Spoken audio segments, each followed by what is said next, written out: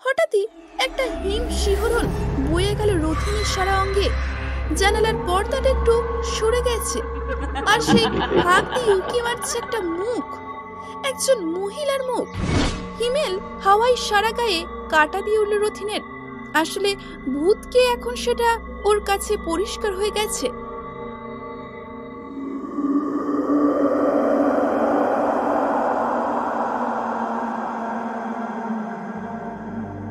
শুনছেন মঞ্জুল সেনের লেখা পুরো বাড়ি, আজ তার দ্বিতীয় পর্ব।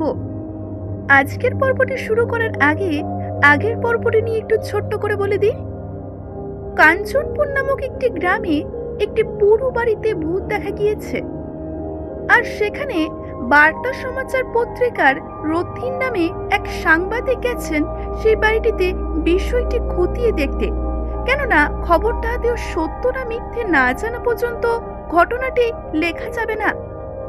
কাঞ্চনপুর স্টেশনে নেমে হাঁটা লাগালো রথিন, যেহেতু সে জেনেই এসেছে হাঁটা মিনিট কুড়িকে রাস্তা। কিন্তু সেই বাড়িতে পৌঁছানোর কিছু আগেই হঠাৎ একটি অপরিচিত লোকের সাথে তার আলাপ হয়। সে বলে আজ নাকি তিনি ফিরছেন বাইরে থেকে, এবং এই ভুতুড়ে ঘটনাটি তিনি আজই জেনেছেন। এইভাবেই তাদের আলাপ হয়, আর একসাথেই তারা রওনা দেয়। বাকি গল্পটি আপনি আজই পর্বে শুনতে চলেছেন। চলুন তাহলে শুরু করা যাক। হাঁটতে হাঁটতে ওরা বাড়ির কাছে এসে পড়ল। সত্যি বাড়িটা অনেক দিনের পরিত্যক্ত, বাইরে থেকে অন্তত তাই মনে হয়। এখানে ওখানে চুন বালি সিমেন্ট খসে পড়ে ইট বেরিয়ে পড়েছে। কার্নিস থেকে গোটা কয়েক বট না অসত্য গাছ গজিয়েছে। দিনের বেলা যদি ইন্দুমতির প্রেতাত্মা দেখা দেয় তবে এখান থেকেই ভালো। নিরাপদ দূরত্ব তো বটেই, তাছাড়া রথিন জেনে নিয়েছিল যে ঘরে তিনাকে দেখা গিয়েছিল তার জানালাটা পশ্চিম মুখ, অর্থাৎ ওরা যেখানে দাঁড়িয়ে আছে তার নাক বরাবর দোতলায়। কিছুক্ষণ কেটে গেল, সূর্য পশ্চিম দিকে হেলেছে। বাড়িটার দেওয়ালে জানালার পরন্ত রোদ এসে পড়েছে। আর বড়জোর ঘন্টাখানেক, তারপরে সূর্য অস্ত যাবে, নেমে আসবে অন্ধকার। রথিন উসখুস করছিল, অন্ধকার নামার আগে ওকে স্টেশনে ফিরতে হবে।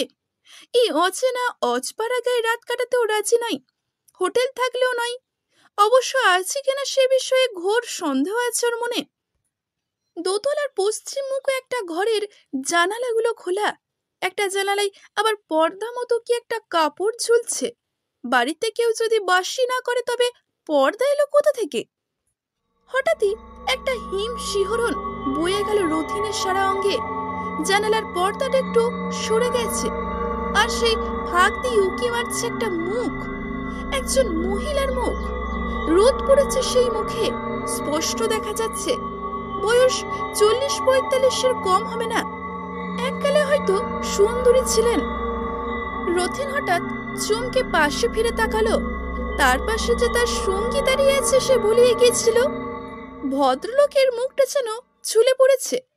আপন মনে তিনি বলে উঠলেন, ওর যে এত বয়স হতে পারে তা আমার মনে ছিল না, আমি ভাবতেই পারিনি।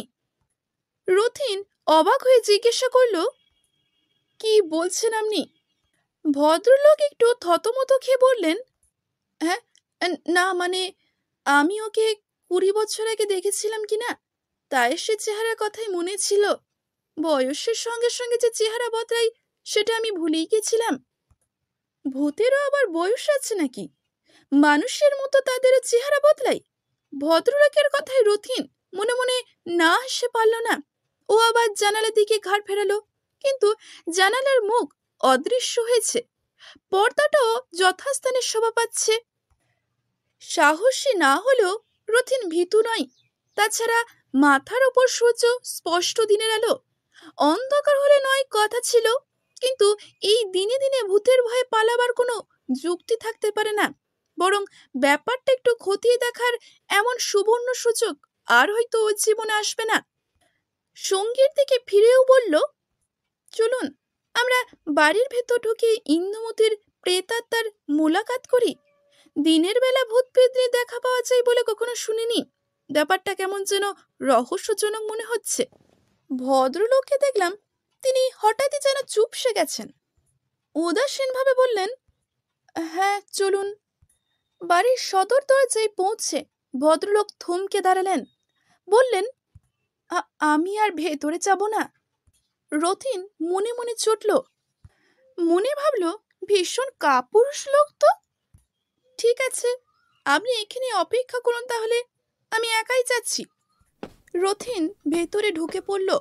ভেতরে ঢুকেও কিন্তু অবাকই হলো, ঘরটা পুরো বাড়ির মতো নয়, যেন হালে ধোয়া মোছা হয়েছে। দোতলার সিঁড়ির দিকে তাকিয়ে ওর বুকের ভেতরটা হঠাৎ লাফাতে শুরু করলো। একা একা ওপরে উঠবে, একটু বেশি হটকারিতে হয়ে যাবে না? কিন্তু কোথা থেকে সিঁড়ির ওপর এসে পড়ল এক ঝলক রোদ। ওর মনে সাহস ফিরিয়ে এলো। তারপরই ওর নজর পড়ল সিঁড়ির মুখে একজোড়া মেয়েদের জুতোর ওপর। আবার ভুরু কোচকালো ও। ভূত জুতো পরে নাকি? এই নিশ্চয়ই একটা চাল চুরির ব্যাপার। সমস্ত ঘটনাটাই হয় সাজানো, নয়তো মস্ত একটা ধাপ্পা। বুক ঠুকে ওপরে উঠে গেল। দোতলার ডান দিকের ঘরের দরজাটা বন্ধ। রথিন আস্তে আস্তে ধাক্কা দিল সেই দরজায়। কোনো সাড়া শব্দ নেই। দরজা খুলল না। আবার ধাক্কা দিল রথিন, এবার একটু জোরে। কাঁপা কাঁপা মিলি কণ্ঠে প্রশ্ন এলো, কে কে? রথিন বলল, খুলুন দরজা, ভয় নেই, আমি আপনার কোনো অনিষ্ট করব না। সঙ্গে সঙ্গে মনে পড়ল, যাকে অভয় দিচ্ছে সে আসলে একজন ভূত বা পেতনি হবার কথা। ভেবেই ভীষণ হাসি পেল তার। ভেতর থেকে দরজা খোলার শব্দ হলো। রথিন দেখল ওর সামনে দাঁড়িয়ে আছে জানালার দেখা সেই মহিলাটি। মুখটা তার ফ্যাকাশে হয়ে গেছে। কে আপনি বলুন তো, এখানে কি করছেন? ভদ্র মহিলা জবাব দিলেন, আমার বাড়ি এটা। রথিন বলল, আপনার বাড়ি মানে? হ্যাঁ, মানে তাই ছিল আগে, আমার স্বামী তৈরি করেছিলেন এই বাড়িটা। রথিন অবিশ্বাসের কণ্ঠে বলল, আপনার স্বামী? আগে হ্যাঁ, আমার স্বামী। আমার স্বামীর নাম রাজেশ সরকার। মিলিটারি থেকে অবসর নেওয়ার পর এই বাড়িটা উনি বানিয়েছিলেন। আচ্ছা, তাহলে আপনি ইন্দুমতি দেবী? হ্যাঁ, কিন্তু আমি তো শুনেছিলাম আপনি নদীতে ডুবে মারা গিয়েছিলেন। ভদ্র মহিলা একটা দীর্ঘ নিঃশ্বাস ছেড়ে বললেন, আগে না, আসল ঘটনা তা নয়।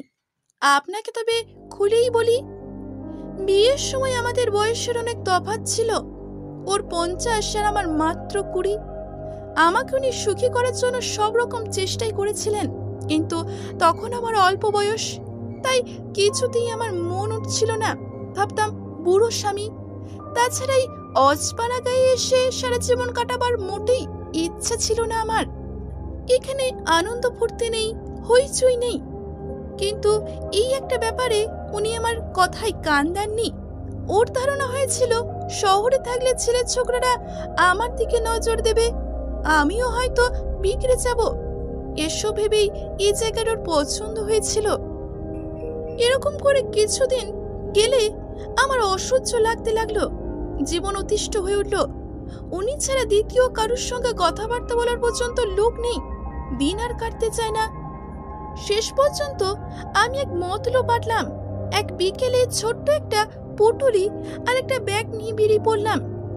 ওনার অসুখ হয়েছিল, উনি ঘুমাচ্ছিলেন, আর কাজের লোকটাকে আমি স্টেশনের দিকে পাঠিয়েছিলাম। নদীর ধারে এসে আমি পুটুলি খুলে পুরনো একজোড়া চটি ফেলে দিলাম, একটা শাড়ি নদীতে ভাসিয়ে দিলাম। গায়ের পথ ছেড়ে অনেকটা ঘুরু পথে হেঁটে আমি স্টেশনে এসে ট্রেন ধরলাম। সন্ধে হয়ে গিয়েছিল, তার উপর একটু বড় করে ঘোমটা দিয়েছিলাম, তাই কেউ আমার মুখ দেখতে পায়নি। সোজা চলে গেলাম কলকাতায়। মা বাবাকেও কিছু জানালাম না। কলকাতায় একটা মেয়ে হোস্টেলে আমার এক বন্ধু ছিল, টেলিফোন অফিসে কাজ করত। আমি ওর কাছে গিয়ে উঠলাম, সবই খুলে বললাম তাকে। ও আমার একটা কাজ জুটিয়ে দিল। আমি অন্য নাম নিলাম। ইন্দুমতি হয়ে গেল বাসন্তী। যে জীবন আমি চেয়েছিলাম তাই হাতের মুঠোয় এসে গেল।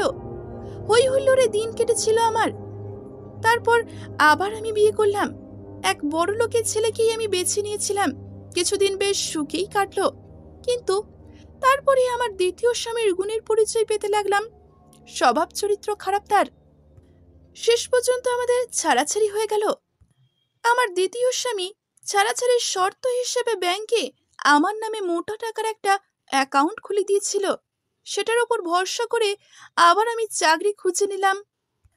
এরপরও অনেকেই বিয়ের প্রস্তাব দিয়েছিল, কিন্তু আমি আর রাজি হইনি। এই সম্পর্কের প্রতি আমার একটা ঘেন্না জমে গিয়েছিল। এরপর প্রথম স্বামীর কথা ভেবে আমার অনুশোচনা হলো। তিনি আমাকে সত্যই ভালোবাসতেন, সুখী করার জন্য কী না করেছেন। অনেকবার ভেবেছিলাম তাকে চিঠি লিখব, কিন্তু সাহস কুলোয়নি। এখানে এলাম, কিন্তু এসে দেখি ঘরবাড়ির কি ছিঁড়ি, যেন একটা পুরো বাড়ি। গায়ের কারুর কাছেই যেতে আমার সাহস হচ্ছে না। সবাই মোটামুটি জানেন আমি মারা গেছি, কাজেই সেরকম ফোন দিয়েই আমি এটেছিলাম। এখন নিজের পরিচয় দিলে সবাই আমাকে হয় মিথ্যেবাদী নয় ভূত ভাববে। এমনি তো ভয়ে ভয়ে সেটিয়ে আছি। কর্তা এসে আমাকে দেখলে কি ভাববে কে জানে। রাজেশ সরকারের আত্মহত্যার খবরটা যে ভদ্র মহিলা জানেন না, তা এতক্ষণে বুঝতে পারল রথিন। এই তবে ঘটনা।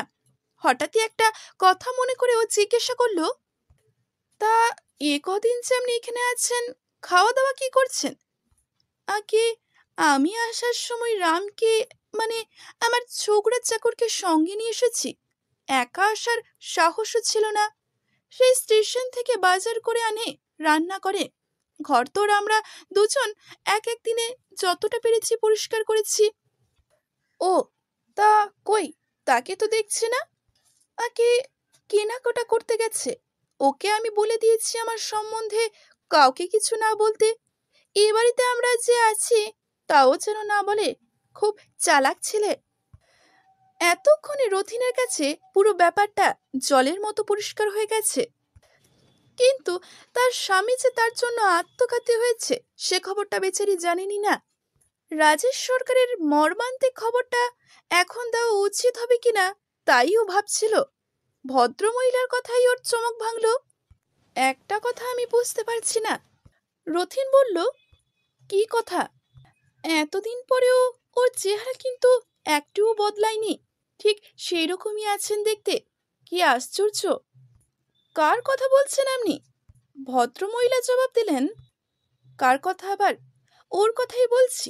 আপনারা যখন ঝোপের আড়াল থেকে জানালার দিকে তাকিয়েছিলেন, আমি আপনাদের দেখতে পেয়েছিলাম।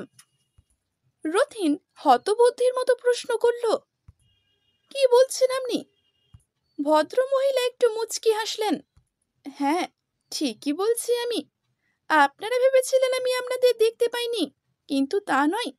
রাস্তা দিয়ে আপনারা যখন কথা বলতে বলতে আসছিলেন তখন আমি আপনাদের দেখেছিলাম। এতদিন পর কিভাবে ওর মুখোমুখি হব সেই ভেবেই আমি ভীষণ ঘাবড়ে গিয়েছিলাম। তাই দরজা খুলতে দেরি হচ্ছিল। কিন্তু উনি নিচে কি করছেন? রথিনের সমস্ত শরীরে যেন একটা বিদ্যুৎ খেলে গেল। তারপরে ও এক ছুটে সিঁড়ি বেয়ে তড়তড় করে নিচে নেমে এলো। দরজার কাছে কাউকে সে দেখতে পেল না। আশেপাশেও কেউ নেই। দূরেও কাউকে দেখা যাচ্ছে না। খাঁ খাঁ করছে চারিদিকটা। ইতিমধ্যে সূর্য পশ্চিমে আরো হেলে পড়েছে। হিমেল হাওয়ায় সারা গায়ে কাটা দিয়ে উঠল রথিনের। আসলে ভূতকে এখন সেটা ওর কাছে পরিষ্কার হয়ে গেছে।